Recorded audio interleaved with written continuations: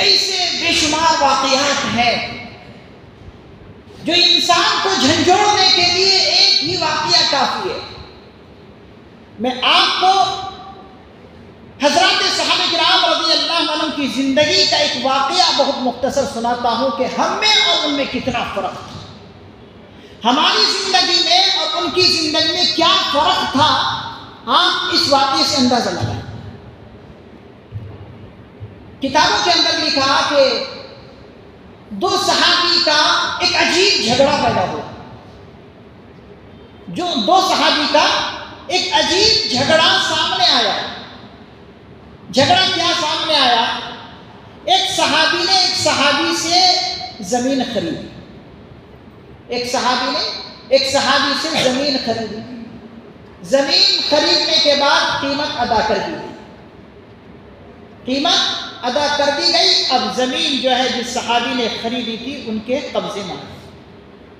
اب وہ صحابی اس زمین پر عمارت بنانے کے لیے تیار ہوئے۔ اب جب عمارت بنانے کے لیے تیار ہوئے تو اب زمین کھودی جا رہی ہے، زمین کھودی جا رہی ہے عمارت بنانے کے لیے۔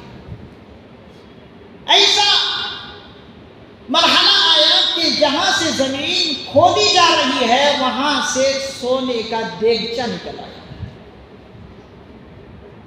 سونے کا دیگچہ نکل آیا۔ اب جب سونے کا دیگچہ نکل آیا تو اب جس نے خریدی، جس صحابی نے، اس نے سوچا کہ یہ تو میرا مال نہیں ہے، یہ میرا مال نہیں ہے، یہ تو اس کا مال ہے کہ جس سے میں نے زمین خریدی ہے۔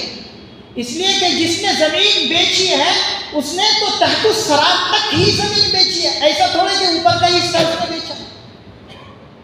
اس شخص نے، اس صحابی نے تحت الصراط تک، نیچے تک کا حصہ بیچا ہے۔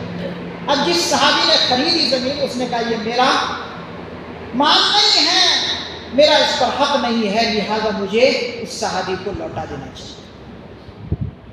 دوڑے دوڑے اس صحابی کے پاس پہنچتے ہیں اور کہتے ہیں کہ یہ آپ کا سونے کا دیگچہ ہے، آپ رکھیے۔ اس صحابی نے کہا، جس نے زمین بیچی تھی، اس نے کہا میں نے زمین بیچی تھی، میں نے یہ خزانہ تھوڑے بیچا تھا، میں نے زمین بیچی تھی، میں نے خزانہ تھوڑے بیچا تھا، یہ سونے کا دیگچہ ہے یہ تھوڑے بیچا تھا میں، یہ میرا نہیں ہے، یہ آپ کا حق ہے۔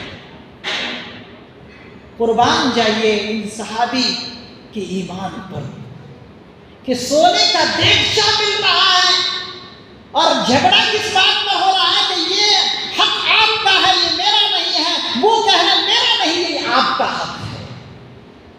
اللہ اکبر کبیرہ، کیا ایمان تھا ان کا کہ سونے کا دیگچہ ملا ہے، سونے کے زیورات سے دیگ بھر کر ان کو سونے اور زیورات ملے ہیں، اور لڑائی اس بات پر ہو رہی ہے کہ یہ میرا حق نہیں ہے، یہ آپ کا ہے، وہ کہہ رہے میرا نہیں ہے، آپ کا ہے۔ اگر ہم میں کا کوئی ہوتا تو بتاتے بھی نہیں اور پورا ہڑپ کر لیتے، لیکن یہ صحابہ کی زندگی تھی۔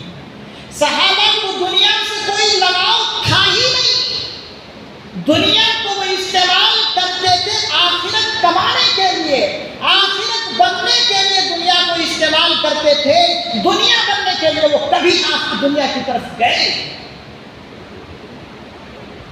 یہ مقدمہ حضور کی خدمت میں پہنچا، یہ مقدمہ، یہ جھگڑا حضور علیہ السلام کی خدمت میں آیا اور پورا داستان سنایا گیا کہ ایسا ایسا ہوا۔ حضور نے کیا کیا؟ حضور نے جس صحابی نے زمین بیچی تھی ان سے کہا کہ کیا تمہارے پاس اولاد ہے؟ اس نے کہا ہے۔ اور جس نے خریدی تھی ان سے کہا کوئی تمہاری اولاد ہے؟ اس نے کہا ہے۔ تو ایک کے پاس بیٹا اور ایک کے پاس بیٹی۔ حضور نے فیصلہ کر دیا کہ یہ پورا کا پورا مال ان دونوں کی شادی میں خرچ کیا جائے، یہ پورا کا پورا مال ان دونوں کی شادی میں خرچ کیا جائے اور ان دونوں کی زندگی کو آباد کر دی جائے، خوش و خرم ہو کر زندگی گزارے۔ یہ صحابہ کی زندگی تھی، اور ہم ہیں کہ ہماری 24 گھنٹے دنیا کے سے ہماری زندگی گزر رہی ہے۔ اللہ کے حکموں کو توڑ کر ہم زندگی گزار رہے ہیں۔ کیا جمعہ، کیا فرض نماز، کیا وتر، کیا کوئی اور چیز، کوئی مطلب نہیں، بس دنیا ہماری بننی چاہیے۔